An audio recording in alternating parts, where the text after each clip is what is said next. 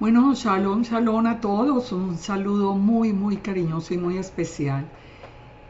Hoy nosotros estamos ya en el tiempo de las fiestas del otoño, estamos en octubre del 2024 y se acerca la fiesta de Sukkot. El Padre me ha movido desde hace ya como unos 2 años a hacer una reflexión muy, muy profunda acerca de las fiestas y muy especialmente de esta fiesta de Sukkot. Fíjense, algo que nosotros tenemos que reflexionar. Nosotros, los de la casa de Israel, que conocemos a Yeshua, que sabemos del cumplimiento de las fiestas, que nosotros ya entendimos que las fiestas del Eterno fueron hechas para Yeshua.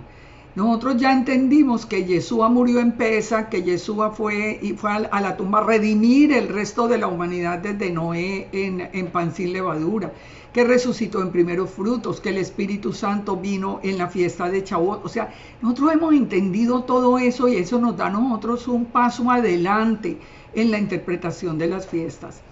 Ya vimos que en la fiesta de Yom Teruah nosotros sabemos que se van a cumplir en el futuro y Yeshua regresa. Pero nosotros estamos perdiendo la riqueza de la fiesta de Sukkot y yo quiero invitarlos hoy a todos como una reflexión personal. Yo no quiero que piensen aquí a quién me estoy refiriendo, no, a cada uno de ustedes que me escuchen en este video. Vamos a hacer una reflexión. Ustedes los que me han seguido por Facebook saben que muchas veces yo escribo reflexionemos y es cuando quiero que pensemos en un tema en especial. Realmente nosotros sabemos lo que es Sukkot, la grandeza de la fiesta de tabernáculos. Para nosotros Sukkot debería ser una fiesta real de gozo y esperanza. Pero hay mucha información que nosotros la estamos desconectando de la fiesta. Y estamos haciendo una celebración sin sentido, sin sentido. Son las fiestas de Yeshua y el gran ausente de Sukkot es Yeshua precisamente. Cuando tiene que ser el principal, y vamos a ver de aquí en adelante por qué. Por eso yo los invito a que como reflexión, ya sabemos, ustedes saben, yo sé que conocemos la base bíblica, vamos a analizarla, vamos a reflexionar juntos. Los invito a que veamos estos temas de Sukkot unidos en un hilo conductor que nos va a abrir a nosotros, eso espero y confío en el Padre, que nos vaya a abrir a nosotros una puerta más profunda de interpretación y de significado para esta fiesta. Fíjense una cosa que es muy importante. Isaías 40 marca el inicio del nuevo pacto. Isaías 40 es un texto clave, absolutamente clave en las escrituras. Clave para entender todo lo de la casa de Israel, lo de la casa de Efraín. Es Isaías 40. Si nosotros entendemos Isaías 40, nosotros podemos ir al Nuevo Testamento sin ningún problema, entendiendo el cumplimiento y sintiendo la verdad de lo que el Eterno nos ha revelado. Muchos ni se han dado cuenta de cuánto el Padre nos ha revelado. Fíjense, acá vamos a analizar Isaías 40. A mí me gusta más basarme en la Escritura. Consolaos, consolaos, pueblo mío, dice vuestro Dios. ¿Por qué consolaos? Bueno, ya sabemos, el antiguo pacto estaba roto, ahora el Eterno anuncia el nuevo pacto. Hablad al corazón de Jerusalén, decidle a voces que su tiempo ya es cumplido. Se acabó el tiempo del antiguo pacto que estaba roto por el pecado de Israel. Que su pecado es perdonado, ya ese pecado fue perdonado. Y el Padre perdona y olvida, que es lo más importante. Que doble ha recibido de la mano de Yahweh por todos sus pecados. Ya eso todo lo hemos entendido. Ahora viene el verso 3 que es clave. Voz que clama en el desierto, preparad camino a Yud-Hei Bab-Hei. Enderezad calzada en la soledad a vuestro Dios, a nuestro Dios. ¿Quién es la voz que clama en el desierto? Nosotros sabemos que la voz que clama en el desierto no es Juan el Bautista. Eso lo confirmó el mismo Yeshua. Entonces, miremos el resto de Isaías 40, pensando en Juan 1, la aparición de Juan el Bautista como la voz que clama en el desierto. Preparad el camino al Eterno, enderezad calzada en la soledad a nuestro Dios. Todo valle sea alzado, bájese todo monte y collado, lo torcido se enderece y lo áspero se allane. ¿Esto qué nos está diciendo? Que nosotros no podemos seguir como veníamos, y de hecho no lo hemos hecho. Hemos cambiado cantidad de cosas que ustedes mismos, cada uno tiene en su experiencia. Hemos cambiado muchas cosas, hemos quitado montes, hemos enderezado lo que estaba torcido, hemos allanado lo áspero, hemos cambiado, ¿no? Esto se ha cumplido. Pero ¿qué dice? ¿Qué sigue diciendo la palabra? Dice que cuando apareciera esa voz que clama en el desierto, se manifestaría la gloria de Yahweh, y toda carne juntamente la vería, toda carne. ¿Qué quiere decir? Que la gloria de Yahweh se iba a manifestar en la forma humana, para que la vieran todos los de su época, como realmente ocurrió. Fíjense que hay muchas apariciones de la gloria del Eterno en el Tanakh o en el Antiguo Testamento. Hay muchas apariciones, pero fueron a personas en especial. Apareció a Moisés, apareció a David, o sea, son personas especiales. Aquí era toda carne iba a ver la gloria del Eterno. Y dice, porque la boca de Yud-Heh Vав-Heh lo ha hablado. Vamos a analizarlo, leámoslo primero y ya lo vamos analizando. Voz que decía, da voces, y yo respondí, ¿qué tengo que decir a voces? Que toda carne es hierba y toda gloria como flor del campo. O sea, el ser humano, nos está recordando el Padre, el ser humano, nosotros todos somos como hierba del campo. La hierba es seca, la flor se marchita, porque el viento de Yahweh sopló en ella. Sécase la hierba, marchítase la flor, mas la palabra del Dios nuestro permanece para siempre. Un punto que nosotros hoy al final de los tiempos podemos comprobar. Súbete a un monte alto, anunciadora de Sión. Levanta tu voz, anunciadora de Jerusalén. Levántala, no temas. Dile a las ciudades, ved aquí al Dios nuestro. Ustedes tal vez no saben la historia de esto para mí, pero esto es mi llamado. Vean aquí al Dios nuestro. He aquí que Yahweh el Señor vendrá con poder, su brazo señoreará. ¿Esto cuándo va a ser? En el futuro, en la segunda venida de Yeshua. He aquí que su recompensa viene con él y su paga delante de su rostro. Como pastor apacentará su rebaño. En su brazo llevará los corderos y en su seno los llevará. Pastoreará suavemente a las recién paridas. Y nos dice después, ¿quién midió las aguas con el hueco de su mano y los cielos con el palmo? Con 3 dedos juntó el polvo de la tierra y pesó los montes de la balanza y con pesa los collados. ¿Quién enseñó al Espíritu de Yahweh o le aconsejó enseñándole? ¿A quién pidió consejo para ser avisado? ¿Quién le enseñó el camino del juicio o le enseñó ciencia o le mostró la senda de la prudencia? Bueno, vamos a analizar este texto a la luz ya de lo que conocemos en los evangelios, para que ustedes vean el cumplimiento de este texto, que es tan importante de entenderlo para este tiempo de Sukkot. Isaías 40 entonces nos dice, Yahweh el Señor vendrá con poder, su brazo señoreará, con él viene la recompensa y la paga. ¿Dónde encontramos esto? ¿Quién es el que viene a traer la recompensa y la paga? ¿Quién es el que viene a señorear? Es Yeshua. ¿Dónde lo encontramos? Apocalipsis 22:12. He aquí yo vengo pronto, mi galardón conmigo para recompensar a cada uno según su obra. Yo soy el Aleph Tav, el principio y el fin, el primero y el último. Bendecidos los que lavan sus ropas, recuerden, los que guardan los mandamientos, para tener derecho al árbol de la vida y entrar por las puertas de la ciudad. Mas los perros estarán afuera, todos los gentiles que nunca, los que en general, todos los que le dieron la espalda al Padre, los hechiceros, los fornicarios, los homicidas, los idólatras y todo aquel que ama y hace mentira. ¿Y que cómo identifica? Yo, Yeshua, he enviado mi ángel para daros testimonio de estas cosas en las iglesias. Yo soy la raíz y el linaje de David, la estrella resplandeciente de la mañana. O sea, sabemos que el Señor que viene con poder y su brazo señoreará y la recompensa y la paga delante de su rostro es Jesús. Es Yeshua, sin duda alguna comprobado acá. Nos dice también Isaías 40:11, que como pastor señorea, apacentará el rebaño. En su brazo llevará los corderos y en su seno los llevará. Pastoreará suavemente a las recién paridas. ¿Qué nos dice Juan 10:11? ¿Qué dijo Yeshua? Yo soy el buen pastor da su vida por las ovejas. Juan 10:14, yo soy el buen pastor y conozco mis ovejas y las mías me conocen. Fíjense esto, ¿quién es el pastor que nos llevaría en sus brazos? Yeshua. ¿Cómo nos pastoreó cuando nosotros vinimos al encuentro con Él? Él entró en el corazón nuestro, Él nos cambió la vida, Él nos llenó con la presencia del Espíritu Santo.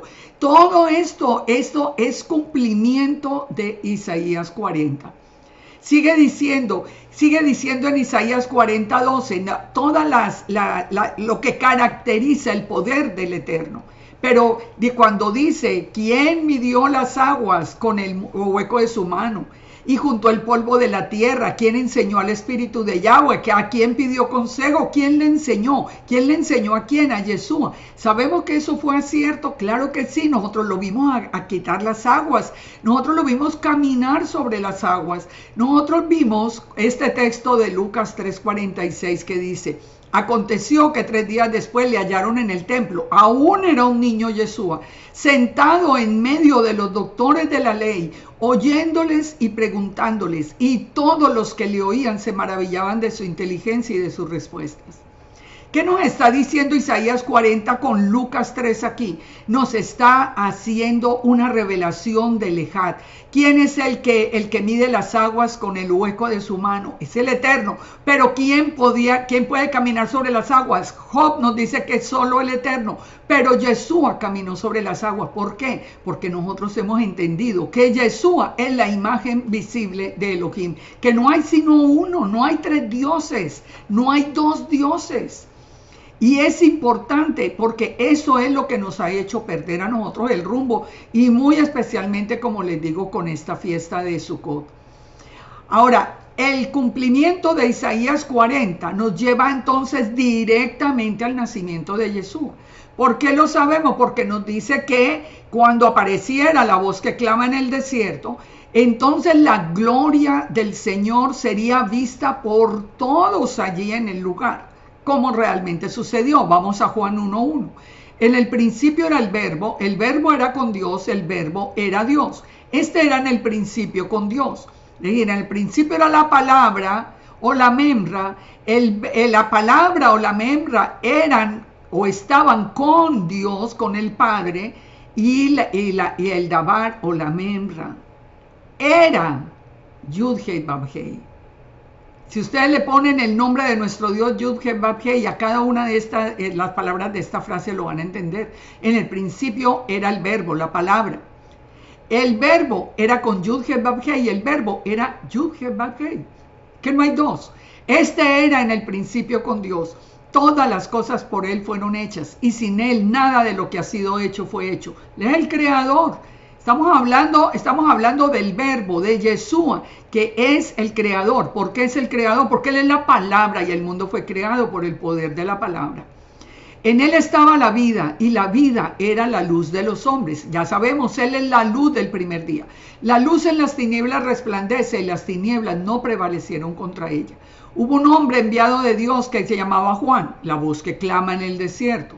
Este vino por testimonio para que diese testimonio de la luz, a fin de que todos creyesen por él. Él no era la luz, Juan el Bautista no era la luz, sino que vino a dar testimonio de la luz.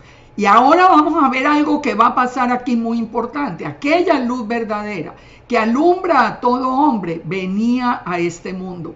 En el mundo estaba, el mundo por él fue hecho, pero el mundo no le conoció. A lo suyo vino, pero los suyos no le recibieron. Todo esto lo conocemos.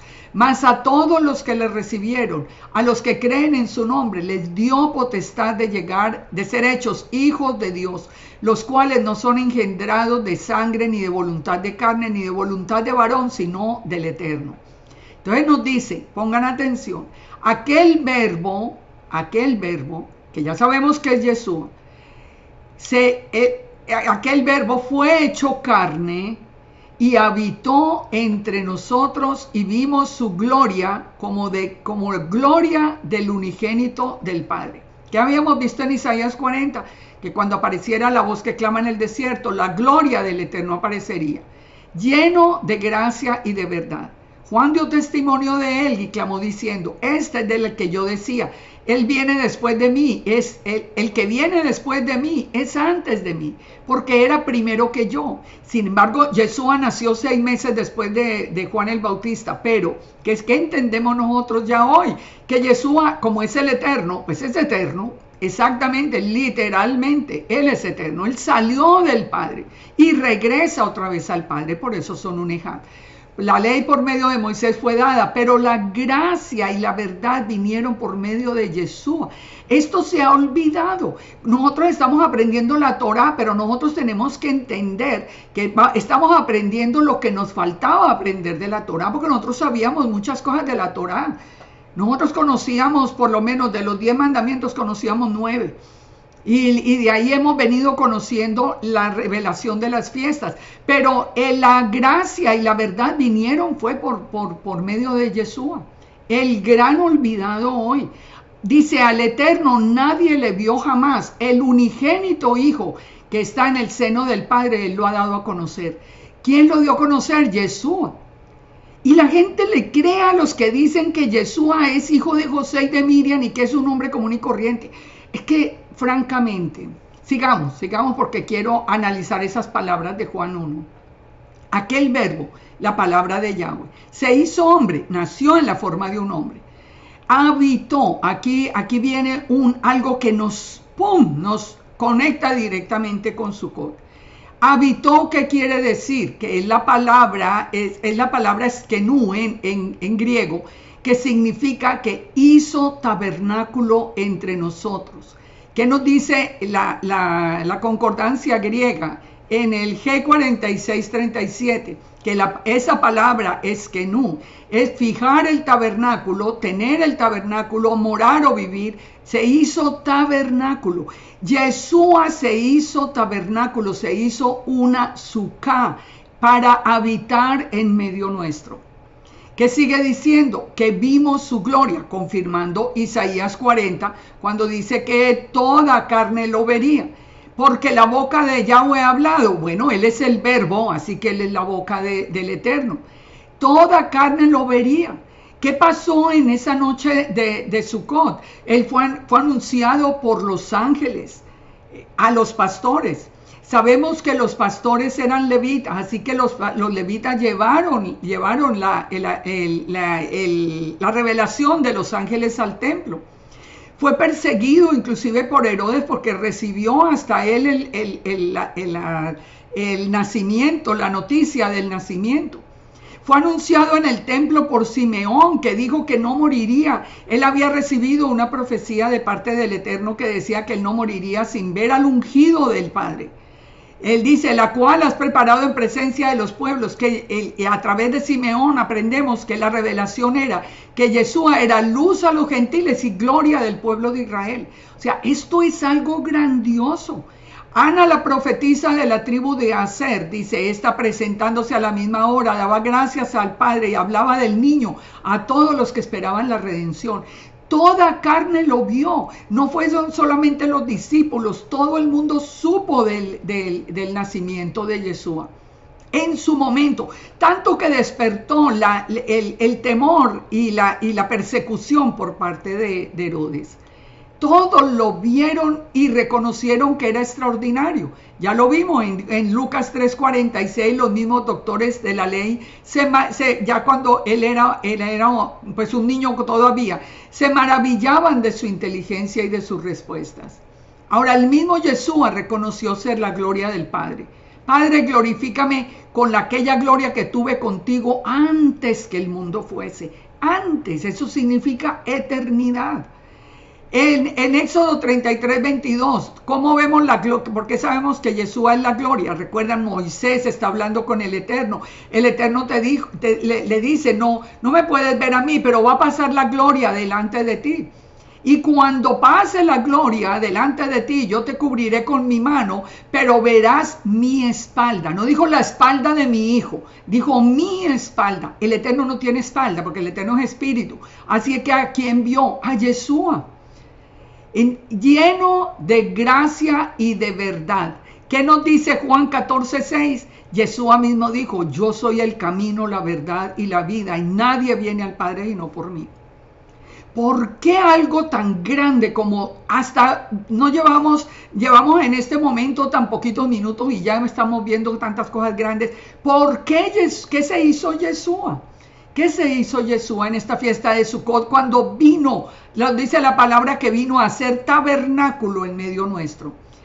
Entonces, la palabra hizo tabernáculo, hizo Sukkot. ¿Por qué? Porque Sukkot es la fiesta de Yahweh con nosotros. Emmanuel, Yahweh con nosotros. O sea, ¿alguna duda de la importancia de la fiesta de Sukkot? No, fíjense, en el futuro, ¿qué va a pasar? En Sukkot va a ser el encuentro de la novia con Yeshua. Ya Yeshua llegó en Yom Teruah, hizo juicio al mundo y se encuentra con nosotros, porque yo quiero estar ahí. Yo no sé usted que me está escuchando, pero yo quiero ser parte de esa novia que está esperando a Yeshua. Y que en un día como un día 15 del mes séptimo, cuando inicie Sukkot, nos encontremos con él cara a cara. ¿Qué tenemos que pensar? Nosotros empezamos a creerle, la mayoría de la gente le cree a todo lo que diga el primero que pase, pero a la palabra del Eterno no se le da la importancia que tiene. Y por eso es que hemos perdido el significado de Sukkot. Miremos a Sukkot desde Génesis, miremos esta fiesta desde el mismo Génesis. Fíjense y verá la importancia que tiene en toda la palabra. Génesis 33:17 dice, y Jacob fue a Sucot y edificó allí casa para sí e hizo cabañas para su ganado. Por tanto llamó el nombre de aquel lugar Sucot. Después Jacob llegó sano y salvo a la ciudad de Siquem, que está en la tierra de Canaán, cuando venía de Padán Aram y acampó delante de la ciudad. ¿Qué había pasado allí? Toda la historia ustedes la pueden leer. La primera vez que aparecen los dos campamentos, la casa de Judá y la casa de Israel, cuando aparecen que los está defendiendo Jacob, la primera vez que divide su familia, como después se dividirían los dos campamentos, y se enfrenta con Esaú. ¿A dónde va Jacob inmediatamente? A Sucot. ¿Por qué llegó a Sucot? Porque Sucot es el nombre precisamente de lo que nos está revelando. Es el Eterno con nosotros. Fíjense en Éxodo 12. En Éxodo ya pasó el tiempo. Ellos fueron a Egipto, están en esclavitud, claman al Padre, el Padre los saca. Y partieron los hijos de Israel, dice 12:37. ¿Y cuál fue la jornada de Ramesés a Sucot? ¿Eso será coincidencia? No es coincidencia. ¿Saben por qué? Porque el Padre dijo que Él nos había dado el fin desde el principio. ¿Qué significa Ramesés, los hijos del sol? ¿Qué significa Sucot? Tabernáculos, cabañas. Él es la fiesta. Quiere decir que la liberación del Padre del mundo es llevarnos de la adoración al sol a encontrarnos con el Eterno en la fiesta de Sukkot. Y fíjense acá en una gráfica cómo lo podemos ver de fácil y de claro. ¿De dónde nos sacó el Padre? De la adoración al sol. La adoración al sol junto con Hebreo, no sabemos toda esa historia por José, pero nos sacó de allí para traernos a revelarnos ahora el tabernáculo, lo que nunca habíamos entendido en la iglesia cristiana todavía. Nosotros sabíamos que Jesús había nacido en un pesebre, que Jesús había nacido, pero sabíamos que era una fecha que no era correcta y sabíamos todo el entorno de esa fecha y eso nos ponía como a dudar. Nunca entendimos hasta ahora que el Padre nos trajo. Nunca entendimos el que era Sukkot. Por eso nosotros fuimos traídos de Ramesés a Sucot. Yo le aseguro, todos los que me están escuchando, por lo menos los que de verdad estuvimos con el Eterno, porque muchas personas simplemente se apropiaron aquí de algo que nunca les perteneció. Pero bueno, miremos las instrucciones del azúcar, las instrucciones de Sukkot, para que sigamos atando cabos, uniendo todos los hilos. ¿Cuál es la primera de las instrucciones que nos da el Eterno en la palabra? La construcción de un azúcar. Piensen en un momento en esto. El Eterno no conoce de tiempos, para Él no hay tiempo. Pero Él es el mismo ayer, hoy, por los siglos. Pero Él da la orden de Sukkot diciéndole, construyan la azúcar, construyan un azúcar.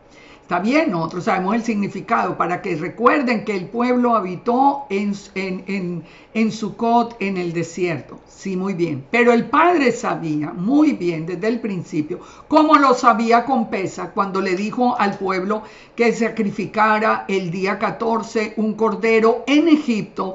Él sabía que en el futuro Yeshua iba a ser el cordero. Cuando el Eterno ordena la fiesta de Sukkot, Él sabía que Yeshua iba a nacer en una azúcar y que Yeshua era el mismo Eterno con nosotros. La palabra del Eterno hecha hombre, una fiesta de gozo. Ahora, la razón entonces de la construcción, ya sabemos, era recordar que en el desierto habían habitado en los tabernáculos, en las tiendas, me fue la palabra, en las tiendas. Entonces, cuando nosotros leemos la ordenanza de Sukkot, cuando nosotros leemos esa ordenanza en Levítico 23, ¿qué nos dice? A los 15 días del mes séptimo será la fiesta solemne de tabernáculos por 7 días. El primer día habrá santa convocación. 7 días ofreceréis ofrenda encendida. El octavo día tendréis gran celebración. O sea, aquí nos está dando toda la instrucción que conocemos. Yo no estoy entrando en cada palabra porque quiero que nos vamos como les digo, a la unión de conceptos. Ofreceréis ofrenda encendida a Yahweh, es fiesta, ningún trabajo haréis, ni en el primero ni en el octavo. Estas son las fiestas solemnes de Yahweh, las que convocaréis santas reuniones. Además de los días de reposo, de vuestros dones, de vuestros votos y de vuestras ofrendas voluntarias que acostumbráis a dar al Eterno. Pero a los 15 días, cuando hayáis recogido el fruto de la tierra, haréis fiesta por 7 días. El primer día era de reposo, el octavo también. ¿Por qué el primero y el octavo? Ya lo vamos a ver. Tomaréis el primer día ramas con fruto de árbol hermoso, ramas de palmera, ramas de árboles frondosos, sauces de los arroyos, y os regocijaréis delante del Eterno vuestro Dios por 7 días. Analicemos esta instrucción porque aquí quiero entrar en uno de los puntos más preocupantes que tenemos hoy. Más preocupantes. ¿Para qué son las ramas? Tomaréis el primer día ramas con fruto de árbol hermoso. Simplemente cualquier rama de cualquier árbol frutal, cualquier rama. El Padre no dijo que había que ir a comprar ciertas ramas y ciertos limones chinos que son símbolo de fecundidad para Sukkot. No, tomaréis cualquier rama, ramas de palmera, ramas de árboles, os regocijaréis. ¿Por qué las ramas? Porque el techo del azúcar debe ser con ramas, para poder ver de la tierra al cielo. Y haréis fiesta al Eterno por 7 días. Será estatuto perpetuo por vuestras generaciones. En el mes séptimo lo haréis. En tabernáculos habitaréis 7 días. Todo natural de Israel, para que sepan los descendientes que en tabernáculos los hice habitar. Así que ya entendemos toda la instrucción dada en el principio. Ahora, la segunda instrucción, que era tomar precisamente las ramas, ¿esto de qué nos está hablando? Esto nos está hablando a nosotros de venir al concepto importantísimo de las ramas de olivo, de saber que nosotros somos parte de ese olivo del que habla Zacarías 4:12. Cuando dice, ¿qué significan las 2 ramas de olivo por medio de los 2 tubos? Sabemos toda esta, yo creo que ustedes ya saben toda esta enseñanza que es tan hermosa. Los 2 olivos, las 2 casas de Israel, recuerden que la casa de Israel incluye todo el pueblo cristiano, católico, de cualquier denominación que ha creído en Yeshua.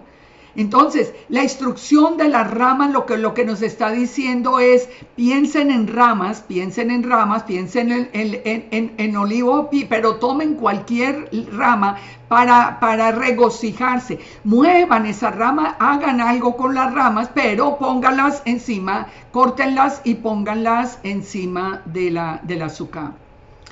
Ahora, ¿ustedes recuerdan qué pasó cuando en Marco 11:7 nos dice que Yeshua entró sobre un pollino, que entró montado sobre un pollino? Dice literalmente, trajeron el pollino a Yeshua y echaron sobre él sus mantos y se sentó sobre él. También muchos tendían sus mantos por el camino y otros cortaban ramas de los árboles y las tendían en el camino. Fíjense cómo la gente de la época, los que reconocían, claro, porque aquí lo van a reconocer como Mesías, los que reconocían que era el Mesías supieron que era la instrucción de Sucot. Cortaron las ramas de los árboles y se las mecían delante de él, y los que iban delante y los que venían detrás daban voces diciendo, Hosana, bendito el que viene en el nombre del Señor, bendito el reino de nuestro padre David que viene, Hosana en las alturas. Esto es muy importante de entenderlo. Cada instrucción del Padre tiene una proyección profética, y la proyección de Sucot nosotros la entendemos. Ellos mecían la rama, pero delante de Yeshua, y ahorita vamos a ver otro evento donde se mecían las ramas y que se mecieron también delante de Yeshua de una manera especial y su significado. Pero tenemos que entender lo que es la fiesta de Sucot. ¿Cuál es la tercera instrucción? Es hacer una celebración de gozo.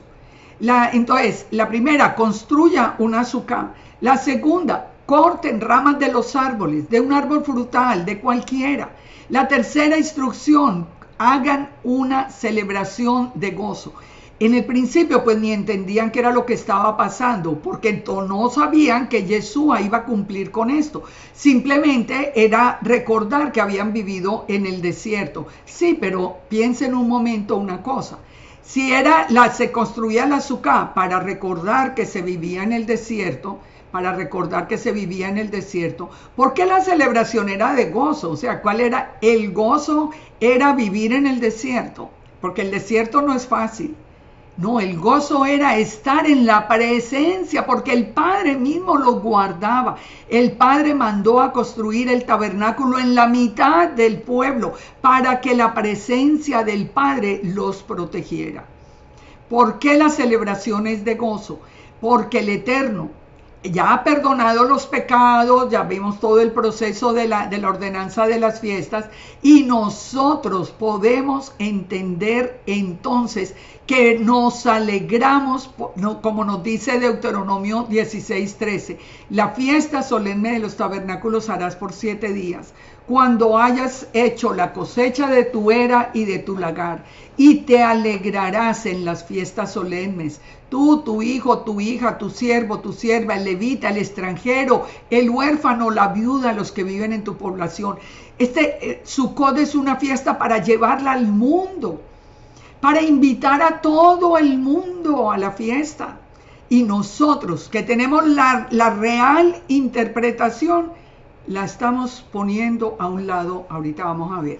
7 días celebrarás fiesta solemne al Eterno en el lugar que Yahweh escogiere, porque te habrá bendecido Yahweh en todos los frutos, en todas las obras de tus manos, y estarás verdaderamente alegre, verdaderamente alegre.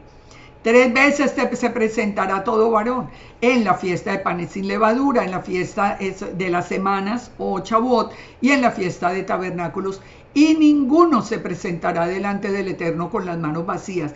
Es que es una fiesta de gozo, es una fiesta de gozo.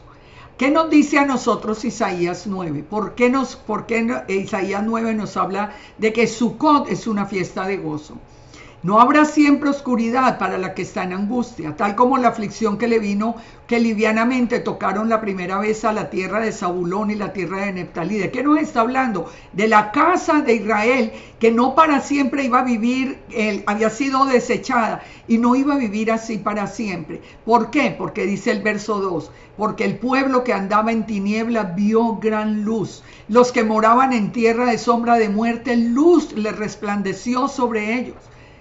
¿Cuándo vio en la casa de Israel y el mundo entero el pueblo que andaba en tinieblas? ¿Cuándo vio gran luz? Cuando nació Yeshua. Lo vamos a ver acá, sigamos leyendo. Multiplicaste la gente, aumentaste la alegría. Se alegrarán delante de ti como se alegran en la siega, como se gozan cuando reparten despojos.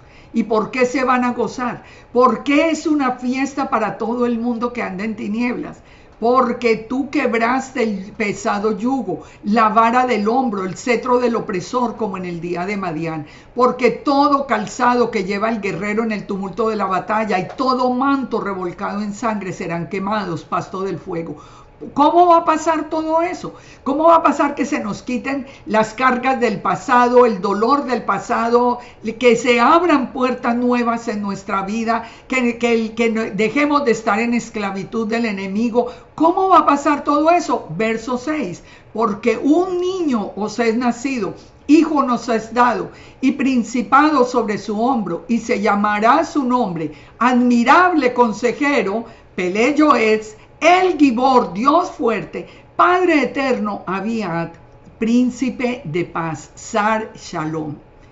Ese niño que nació en esa suká,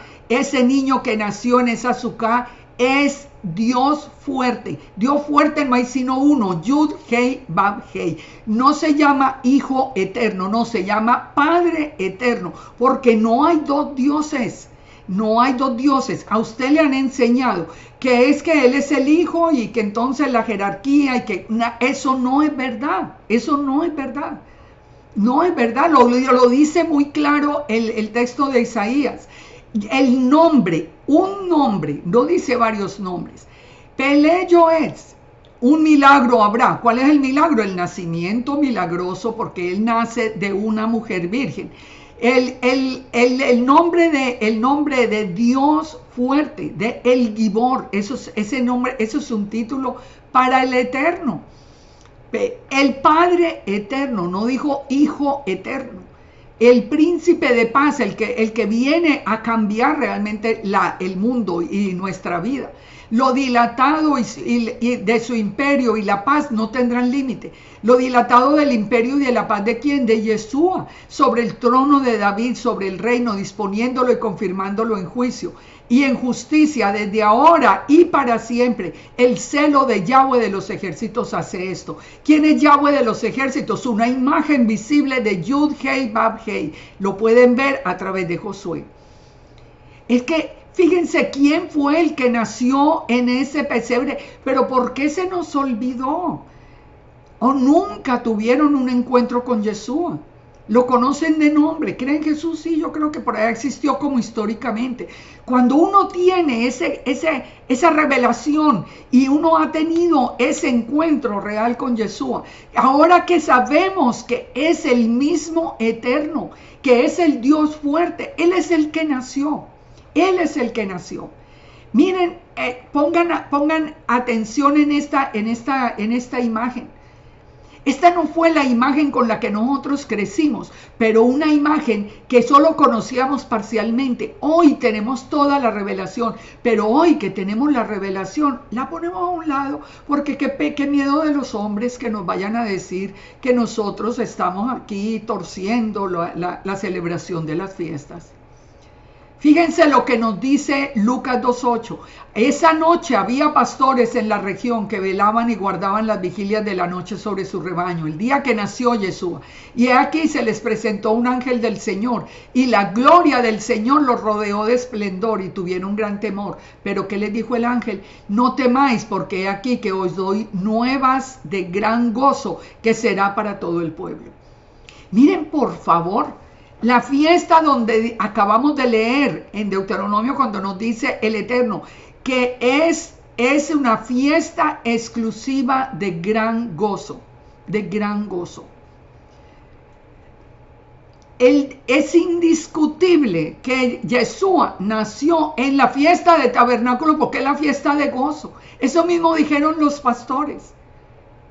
Eso lo dijeron los pastores. Os ha nacido hoy en la ciudad de David un Salvador, que es Yeshua Adonai. Nació en la ciudad de David. Esto no es grande. La luz del primer día se hizo hombre. El Eterno se hizo hombre. El Emmanuel, Dios con nosotros.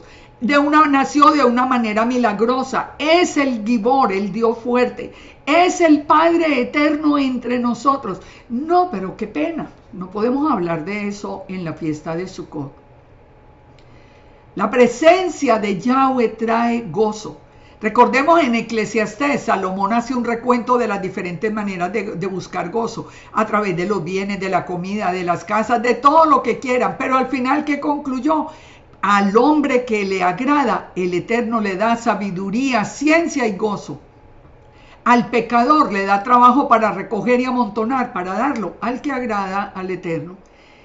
Fíjense, todo es tan sencillo con el Padre, y el Padre nos manda a estar gozosos, pero por algo realmente grandioso. Es que Sukkot es Dios con nosotros. Es que es Dios con nosotros. ¿Por qué el gozo viene del Todopoderoso? Leamos Isaías 61:1, que el mismo Yeshua, regresando del desierto, el mismo Yeshua, toma el atril allá en la sinagoga y lee estas palabras. El Espíritu de Yahweh está sobre mí porque me ungió, Yud Hei Bab Hei. Recuerden, era el ungido.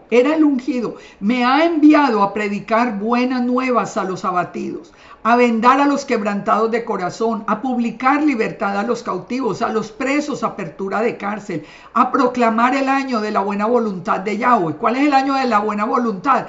En Isaías 60 lo vimos, el año del perdón, el año donde comienza otra vez el nuevo pacto. El día de venganza del Dios nuestro, a consolar a todos los enlutados, a ordenar que a los afligidos de Sión se les dé gloria en lugar de ceniza, óleo de gozo en lugar de luto, manto de alegría en lugar del espíritu angustiado, y serán llamados árboles de justicia, plantío de Yahweh para gloria suya. Reedificaremos las ruinas antiguas, se levantarán los asolamientos primeros, se restaurarán las ciudades arruinadas. Los extranjeros apacentarán vuestras ovejas y los extraños serán vuestros labradores. Fíjense, esto todo es de Sukkot. ¿Por qué viene el gozo? Yeshua lo dijo cuando Él se hizo hombre, hizo tabernáculo en medio de nosotros. Él vino para quitarnos los dolores del corazón, los quebrantamientos. El que tiene un pasado problemático, Él le da una vida nueva. A todos nos da una vida nueva, porque todos hemos pasado por situaciones muy difíciles. Él vino para el que está cautivo por el enemigo, para libertarlo. ¿Se habla de esto en Sukkot? No, de esto ni se toca el tema, porque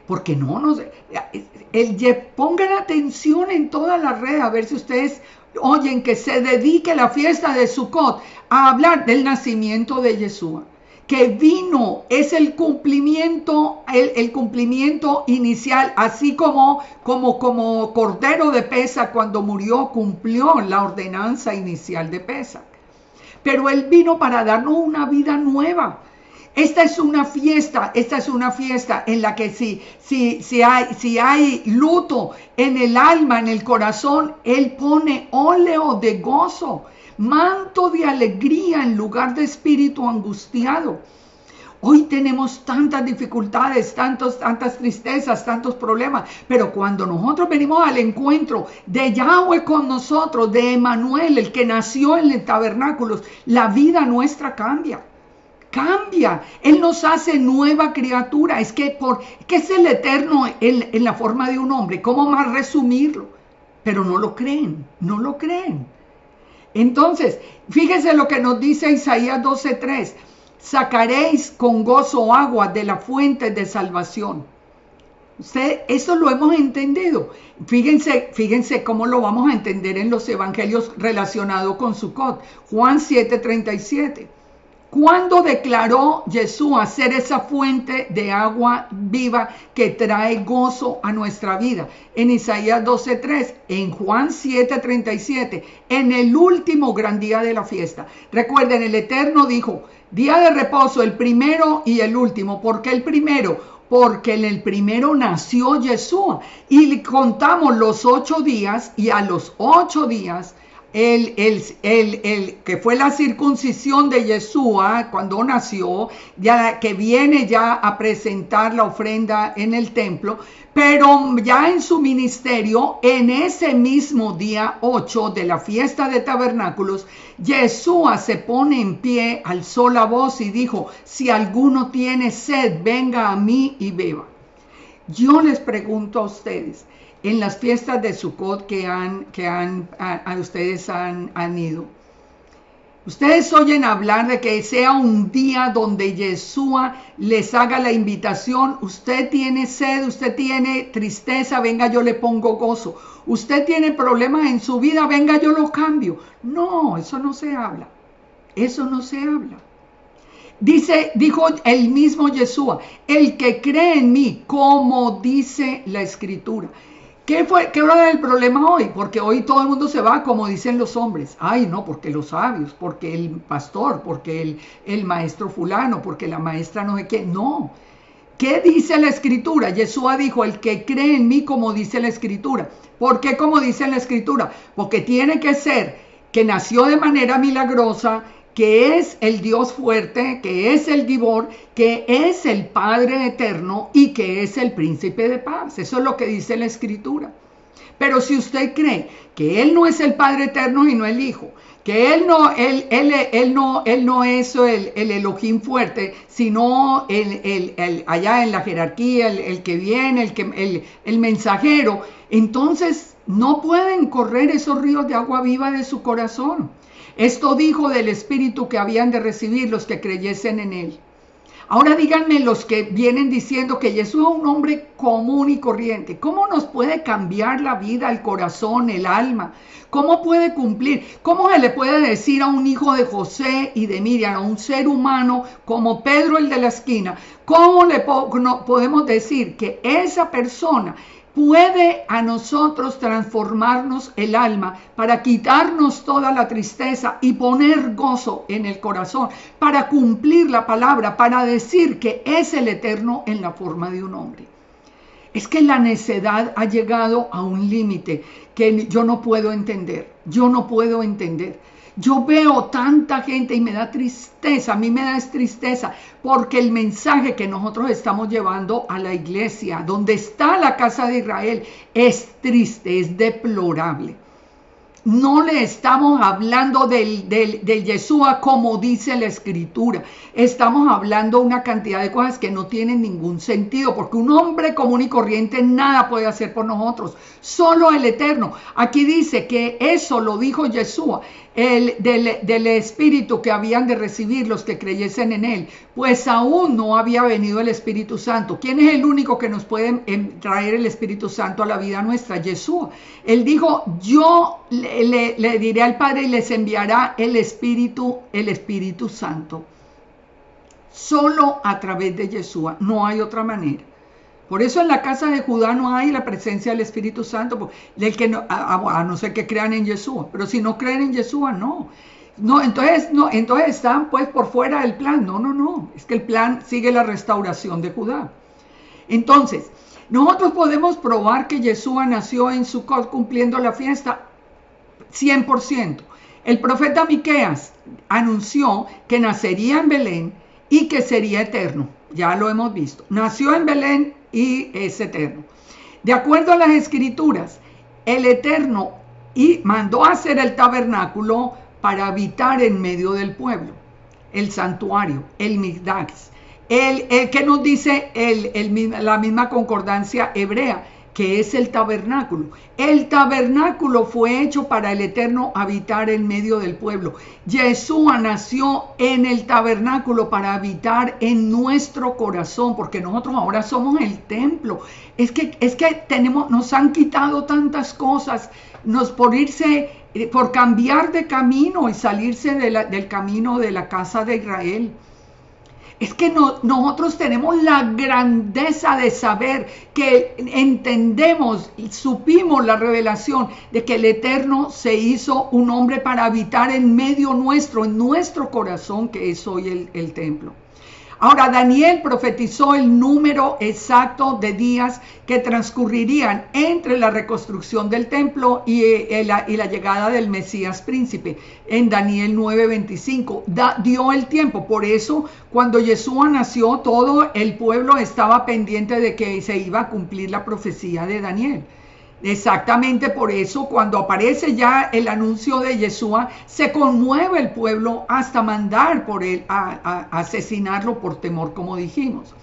En cuarto lugar, cuarta prueba de que Yeshua nació en Sucot, el profeta Isaías anunció: la Virgen concebirá y dará a luz un hijo y llamará su nombre Emmanuel, que significa Yahweh con nosotros. La única fiesta que es Yahweh con nosotros es Sucot. Sucot, por eso es de gozo, porque el Eterno está con nosotros, porque el Eterno vino a quitarnos todos los pesados yugos, ya lo vimos. Entonces, prueba de que nació en Sucot, Isaías 7:14, el nombre, porque pueden decir, bueno, nació de la Virgen, pero nació en otra fiesta. No nació en otra fiesta. Dios con nosotros, fiesta de gozo, el anuncio de los pastores, es solo en Sucot. Es solo en Sucot o tabernáculos. ¿Cuál era la señal? Dice acá, el Señor mismo os dará una señal. Una señal es un evento extraordinario. ¿Cuál era la señal? Que la mujer virgen, sin participación del esposo, daría a luz un hijo llamado Emmanuel. Todo ese cuento de que es hijo de José, miren, es que, como les digo, yo no puedo entender que uno sea tan ciego de seguir algo como eso. Y entonces ya después se le adornó, digamos, un poquito lo sobrenatural, diciendo que no había ovulado todavía, una cantidad de mentiras, solo para justificar su falta de fe en la palabra del Eterno. Que el niño, la otra señal, era que el niño nacería en un sitio especial. Nacería ¿dónde? En una suká. Cuando hay Sucot, que es el plural de suká, en Israel, en tabernáculos. Si Yeshua nació en otra fiesta y no había, ¿por qué no iba a haber sitio en las posadas? No había sitio en las posadas. Bueno, pueden decir, porque era el llamado para el censo. Muy bien, pero entonces, ¿en dónde nació Yeshua? Porque la palabra nos dice muy claro que él nació en una suká. Él nació en un pesebre. Miremos lo que es un pesebre.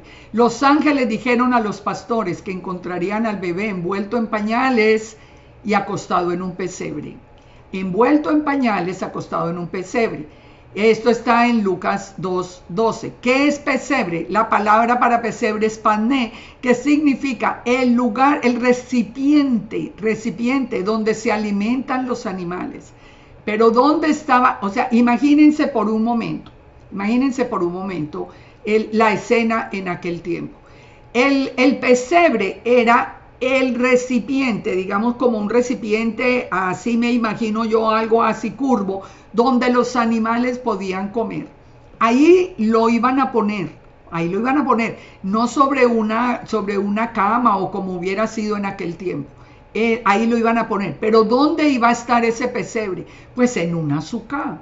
No podemos pensar que el Eterno se hizo hombre en un lugar inmundo. Si está la fiesta de tabernáculos y el Eterno les dijo, construyan la suká, pónganle las ramas encima, las ramas que representan todo el pueblo, y allí iban a nacer, pero no es un plan perfecto. Yo nunca entiendo ¿por qué el afán de los hombres de llamar al Eterno mentiroso o por lo menos absurdo? Si el Eterno ordenó construir una azúcar y dijo en la profecía, le dice a los pastores, lo van a encontrar en un pesebre, que es el recipiente donde comían los animales. Ahí van a poner al niño, ahí lo van a encontrar, y lo van a encontrar en una azúcar que fue construida para el Eterno, por obediencia. ¿Cómo van a decir que Yeshua nació en otra fiesta o que nació en un sitio inmundo lleno de animales? Pero es que lo que hemos aprendido es tan grande que ¿por qué lo destruimos? El enemigo es el que viene a sembrar cizaña, confusión, a quitar todo lo maravilloso que el Padre nos ha a nosotros regalado. Zacarías, es la otra prueba de que nació Yeshua en Sucot, era el sacerdote de la clase de Abías, según Lucas 1:5, estaba ejerciendo el sacerdocio de acuerdo al orden establecido. Esto ya lo hemos estudiado, Primera de Crónicas 24:7 al 10, ustedes lo pueden buscar. ¿Y eso qué significa? Que Juan el Bautista tuvo que haber sido concebido, digamos, alrededor de julio, después de Shavuot, y debió nacer en Pesach, porque todas las fiestas fueron hechas para cumplirse.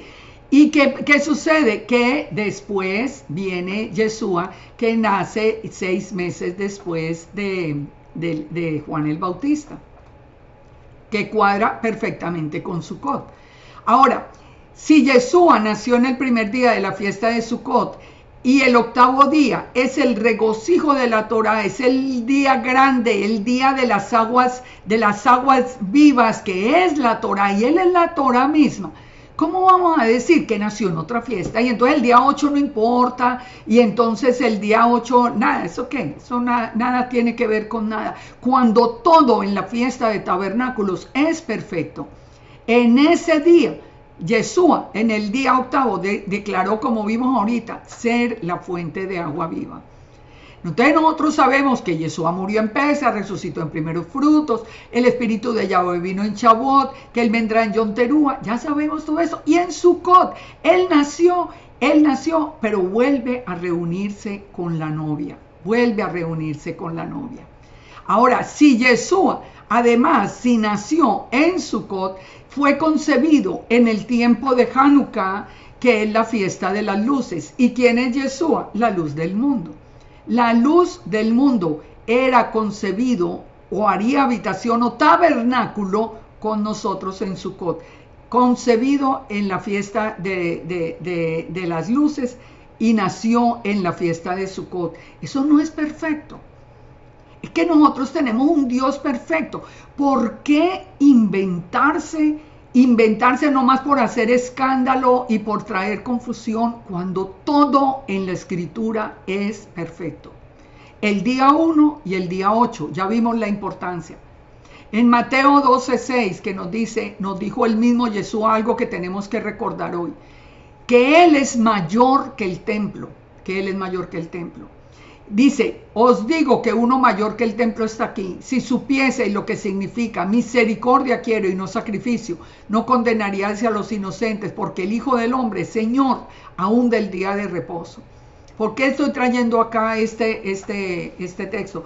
Porque todo el temor a hablar del nacimiento de Yeshua y del cumplimiento de la fiesta y de todo, está porque vinimos también dentro de la idea de que es mayor el templo que Yeshua.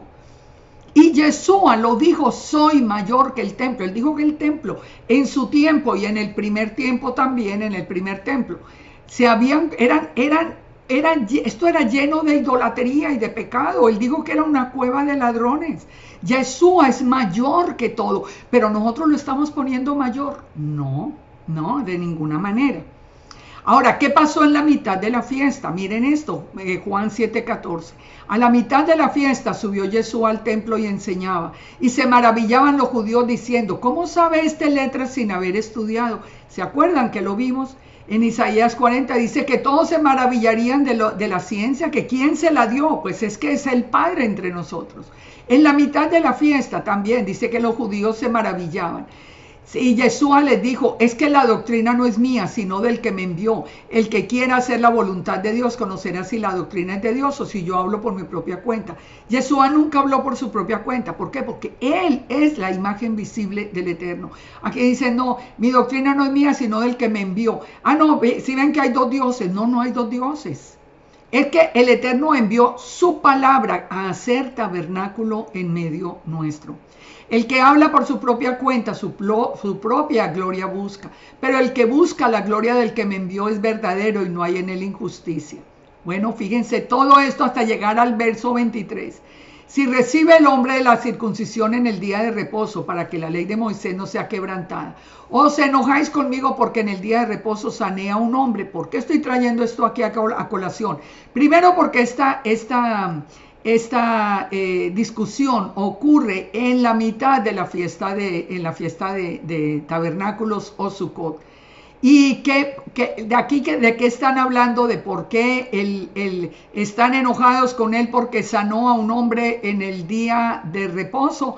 Porque esa sanidad se relaciona con Sukkot porque vino directamente de la fuente de Siloé. Y este es un último punto que es muy importante. ¿Qué tiene que ver la fuente de Siloé con Sukkot? Lo hemos visto en otros estudios, pero muchos tal vez no lo conocen. ¿Qué pasa con la fuente de Siloé? La fuente de Siloé era la única y permanente fuente de agua de reserva de Jerusalén. ¿Cuál es la única fuente de agua viva que nosotros tenemos? Yeshua. Se alimenta de las aguas del arroyo de Gijón, desviadas a través del túnel de Ezequías, construido en el siglo VIII antes de Jesús. ¿Qué significa Siloé? ¿Por qué toda esa discusión que se armó en medio de la fiesta? Fue porque sanó a alguien en Siloé, porque lo hubiera podido sanar y sanó en muchas partes, pero ¿por qué en Siloé? Porque nos dice, porque Siloé o Shiloah significa el enviado. ¿Quién es el enviado? Es Yeshua. Ahora, fíjense datos que son muy importantes. ¿Dónde nace la fuente, el arroyo de Gijón? ¿Dónde nace? La fuente nace en la fuente de la Virgen en el Valle del Cedrón. Y así se llamaba. No fue que se la pusiera, ese nombre no se lo pusieron los católicos ni los cristianos, no. Así se llamaba. La fuente de Gijón nacía, el arroyo de Gijón que llenaba, que alimentaba a Siloé. O sea, el enviado, las aguas del enviado nacían en la fuente de la Virgen. Y así se llamaba. Y así lo pueden ver ustedes en la misma historia. Así se llamaba. ¿A ustedes no les parece maravilloso saber el Dios, el Elohim que nosotros tenemos tan perfecto? ¿Cómo es que corren detrás del primero que venga a decirles cualquier tontería por fuera de las escrituras? Es que yo no puedo entender. Fíjense, eso era perfecto. Cualquiera que estuviera allá en ese momento iba a darse cuenta del milagro, y nosotros hasta hoy también lo podemos ver. La fuente de agua viva del enviado, que es Siloé, que nace, que viene alimentado por el arroyo de Gijón, nace en la fuente de la Virgen. ¿Y cuál era la señal dada por el Eterno? Que la Virgen daría a luz un niño, y un niño que se llamaría el Eterno mismo, Emmanuel, Dios con nosotros. Entonces, Siloé, el enviado, nace en la fuente de la Virgen, y es consecuencia, cuando ustedes leen toda la historia, del encuentro, cuando se abrió el túnel, ese túnel de Ezequías, es el encuentro de los dos que abrieron el túnel para que el agua corriera. Cuando se encontraron, entonces nace toda esta historia tan hermosa. ¿Qué pasaba durante la fiesta de Sukkot cuando estaba Yeshua allá en el templo? Que de hecho ocurrió, porque esto lo sabemos por la Misná, pero que es el que relata cómo se celebraban las fiestas. Pero nosotros por los evangelios tenemos la confirmación. Había una celebración en Sukkot que se llamaba el Simchat Beit HaShoeva, que era el regocijo del derramamiento del agua. ¿En qué consistía esto? Era un ritual, era una celebración colorida, alegre y festiva. Esta ceremonia se celebraba todos los días, menos el primer día de Sukkot. O sea, menos el primer día de nacimiento, ¿no? El resto de los días. Pero ¿qué pasaba? Cada día se llevaba a cabo una ceremonia especial en el templo. Los sacerdotes se agrupaban en 3 divisiones. La primera división la conformaban los sacerdotes que servían para la fiesta. Estaban encargados de realizar los sacrificios. Luego el segundo grupo de sacerdotes salía del templo y se dirigían al Valle Motzá, donde llevaban las cenizas al inicio del Shabbat y allí cortaban sauces. Volvamos a las ramas, que yo les dije, más adelante vamos a ver unas ramas moviéndose delante de Yeshua. Los sauces debían medir por lo menos 25 pies de alto. Se formaban en línea sosteniendo todos el árbol cortado. Se cortaban tantos sauces como pudieran llevar y estos eran llevados por los sacerdotes en fila como en procesión. Todo el camino de regreso al templo generalmente estaba lleno de peregrinos. Todos iban a ver ese desfile, que iban a Jerusalén a celebrar las fiestas como el Eterno lo había ordenado. Ahora, entonces, cuando se daba la señal, los sacerdotes empezaban a caminar y el tercer grupo de sacerdotes, guiados por el sumo sacerdote, salían por la puerta conocida como la puerta del agua. Ellos venían al estanque de Siloé, ya vimos qué significa aguas vivas, que es el enviado, y allí el sumo sacerdote sacaba agua viva, Maín Jaim, del estanque con un jarro de oro y empezaban a caminar hacia el templo de nuevo. Tan pronto como los sacerdotes que estaban en el valle de Motzá regresaban en procesión a Jerusalén, se les unían los sacerdotes que estaban en Siloé, y en la marcha los sauces crujían ante el viento que soplaba a los alrededores. La palabra viento es rúa. Entonces, la palabra hebrea para espíritu también es rúa. O sea, la ceremonia era simbólica. Traían el agua viva de Siloé, que es el enviado que representa a Yeshua, que ellos suben el agua viva hasta el templo. Los sauces se están moviendo para formar viento o formar un rúa, y así llegaban hasta la ciudad de Jerusalén. Cuando llegaba a las respectivas puertas, se tocaba el shofar. Luego un hombre se ponía en pie y tocaba la flauta. ¿Saben cómo se llamaba el flautista? El flautista se llamaba el traspasado.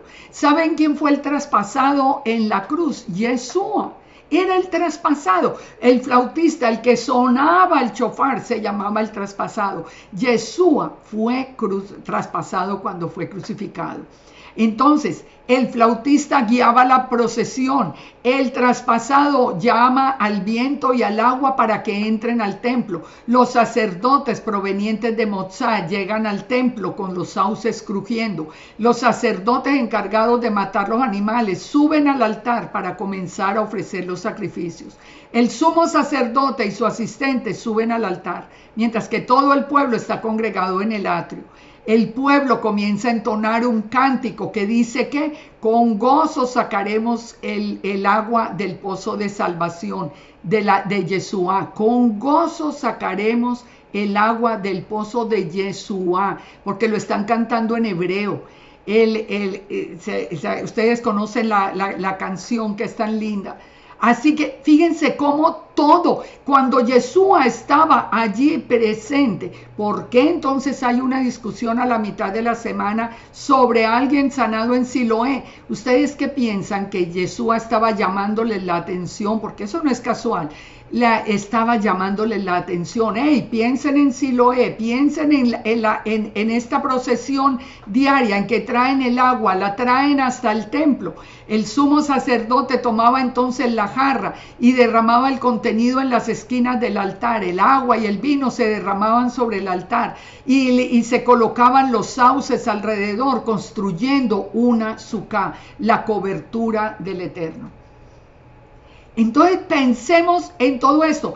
En el 8º día de la fiesta, cuando terminó toda esta procesión, Yeshua se puso en pie y lo dijo. Yeshua se puso en pie y dijo: Yo soy la fuente de agua viva. Yo soy la fuente de agua viva. El que cree en mí, como dice la escritura, de su interior correrán ríos de agua viva. Ustedes lo pueden entender hoy. Ustedes me van a decir que la celebración de Sukkot es comprar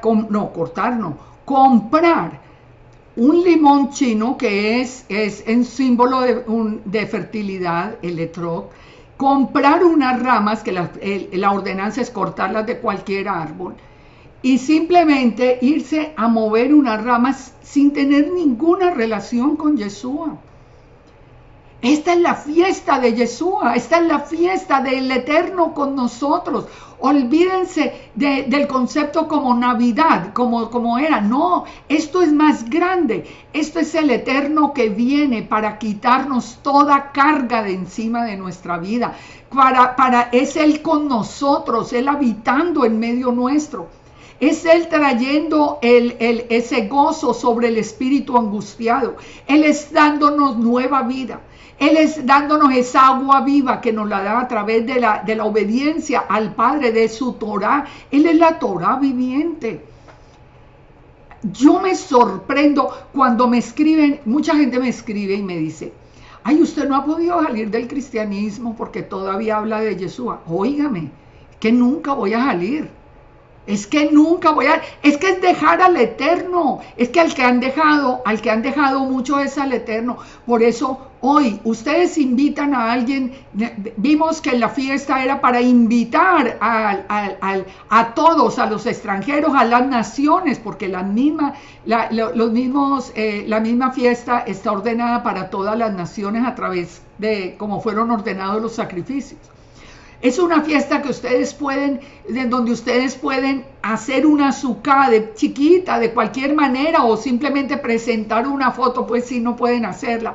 Pero invitar a su familia, contarles, este fue el día real en que nació Yeshua, y darles la palabra, para que ellos vuelvan otra vez a creer. ¿Por qué el mundo ha dejado de creer en Yeshua? Porque el mundo ha entendido que Yeshua no pudo haber nacido un 25 de diciembre, que es el día de Tamuz. Entonces se ha perdido, porque se metió, ¿por qué se pudo meter el Santa Claus y todo este paganismo tan terrible? Porque nosotros no habíamos entendido la importancia de Sukkot. Es Dios con nosotros, Yud-Hei Bab-Hei con nosotros, la palabra de Yud-Hei Bab-Hei hecha hombre, habitando en medio nuestro, habitando en nuestro corazón. Fíjense, si ustedes invitan a su familia, empiecen por la familia, por unirlos alrededor del Eterno, construyan algo, cuéntenles la historia y díganles, miren, muestren. Les voy a contar rápido una anécdota que para mí fue muy interesante. Recién llegada yo aquí a la Florida, esto era como 2007, creo yo, más o menos como 2007. Un pastor de Miami me invitó a que se ve que él había ya escuchado de la fiesta de tabernáculos, y me invitó a que le diera una enseñanza a la iglesia, que era una iglesia cristiana, que le diera una enseñanza sobre Sukkot, sobre tabernáculos. Pero él me advirtió, yo solamente quiero que usted explique la fiesta de tabernáculos. La iglesia no conoce la fiesta. Entonces yo les quiero explicar, y yo quiero que usted la explique. Muy bien. Mi esposo me ayudó a construir una suká así pequeñita, muy linda, la recuerdo tanto, una suká linda, pequeñita. Y yo la llevé y entré a la iglesia, y cuando ya me dieron la palabra, yo subí con la suká y la puse encima del atril. Cuando la puse encima del atril, como no se había anunciado de que íbamos a hablar, el pastor no había anunciado, el pastor le preguntó a la iglesia, ¿ustedes de qué creen que viene a hablar esta señora? Y toda la iglesia contestó, nos viene a hablar Navidad. Navidad fue la respuesta 100%. Entonces ya fue cuando él les dijo, no vamos a hablar de Navidad, vamos a hablar de tabernáculos. Fíjense, la conexión que hizo la iglesia ese día cuando yo conté toda esta historia de tabernáculos. Miren, yo sé que en muchas de las personas que estaban ahí, el mensaje quedó, la gente era feliz, preguntaban, pero ¿por qué hicieron ese clic? ¿Por qué nos rechazaron como rechazan muchos temas? Porque hicieron la conexión con algo que nosotros aprendimos a amar desde que nacimos, que era la Navidad. No es que nosotros, es que eso se ha ido perdiendo con el paso del tiempo, pero era un tiempo tan especial. Ahora devolvámosle la importancia y más, no la importancia de antes, ¿no? Porque no conocíamos casi nada. Devolvámosle la importancia real que tiene Tabernáculos. Pero por favor, dejemos eso de que solo vengan y muevan ramas para el norte, para el sur, para el este, para el oeste, y ni saben por qué. A mí me escriben y me preguntan, ¿y eso por qué? Eso se me parece como a las cosas que hacen la gente de ocultismo. No, ni tienen una razón, y un limón que tampoco es de Israel, que lo traen de China y que tiene que ver con fertilidad, como ustedes lo pueden ver hasta en las mismas películas de Sukkot, que además son terribles. Bueno, ¿por qué no nosotros hacer un llamado al mundo? Pero como eso no lo podemos cambiar en una gran visión, por lo menos a las personas que nosotros podamos compartirles lo que es la fiesta de tabernáculos. Muchos dejan para diciembre para insultar a la iglesia cristiana diciéndoles paganos, ustedes están celebrando una Navidad y ese es el tiempo de Tamuz. No, ahí sí surge toda la arrogancia del caso para insultarlo. ¿Por qué no sembrar en sus corazones con amor y con gozo que esta es la fiesta más grande que nosotros tenemos para revelar? Nosotros sabemos que cada fiesta fue cumplida por Yeshua. El mundo cristiano necesita saber las fiestas, pero al estilo Yeshua, porque fueron cumplidas por Yeshua. No fiestas sin Yeshua. Tenemos Pesach sin Yeshua, porque se lee un Seder que no nombra siquiera a Yeshua. Porque tenemos una fiesta de resurrección que la cambiaron para el día siguiente, como si hubiera resucitado al día siguiente, porque hay que seguir hombres. No hay que esperar los 3 días y las 3 noches, como dice la palabra, y cómo se cumplió, sino que hay que seguir a los hombres y decir que Yeshua resucitó al día siguiente. Entonces, que vino el Espíritu Santo en el día de Pentecostés o de Shavuot, pero en otro día que nada tiene que ver con finalizado el día de reposo. Nada tiene que ver. Estamos enseñando mentira al mundo. Nosotros vamos a dar cuenta de todo esto al Eterno. Y es una tristeza lo que está pasando. El mundo ya no nos cree por este mundo de confusión, por este mundo de cizaña sembrada adentro, y porque nosotros somos los que le hemos dado paso a que esa cizaña crezca y se expanda por creerle a los hombres y no creerle a las Escrituras. Miren, yo espero de todo corazón que podamos celebrar un Sukkot diferente, que cada uno de nosotros podamos reflexionar, pensar. Cuando inviten a alguien en este tiempo a su Sukkah o a su casa, cuéntenle la historia del nacimiento de Yeshua. Y ustedes me van a decir cuál es la reacción. Es que definitivamente hemos errado en el camino. Muchos por seguir hombres, no más por eso, porque no hay una razón en las Escrituras. Las Escrituras son perfectas. Que el Padre nos bendiga, nos guarde, nos dé un tiempo de gozo, nos cambie el corazón. Al que tenga el corazón afligido, lo llene, le ponga ese manto de gozo sobre el espíritu angustiado. Al que tiene cualquier problema que tengamos, que el Padre nos abra puertas en este tiempo de Sukkot. Y vamos a celebrarlo como Yeshua. Que si tomamos las ramas para construir la Sukkah, solo las movamos para Yeshua. Como las movieron cuando él vino sobre el asno cumpliendo la profecía de Zacarías.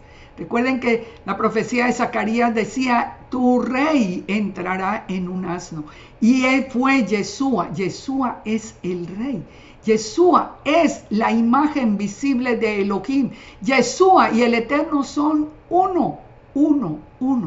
Volvamos a celebrar Sukkot como está en el corazón del Padre, para que las aguas vivas realmente fluyan del interior de nuestra vida. El Padre nos bendiga, el Padre nos guarde y el Padre nos permita tener un tiempo de verdadero gozo y de reconciliación y de restauración y de rectificación si hemos enseñado algo diferente. Shalom, shalom para todos y muchas bendiciones.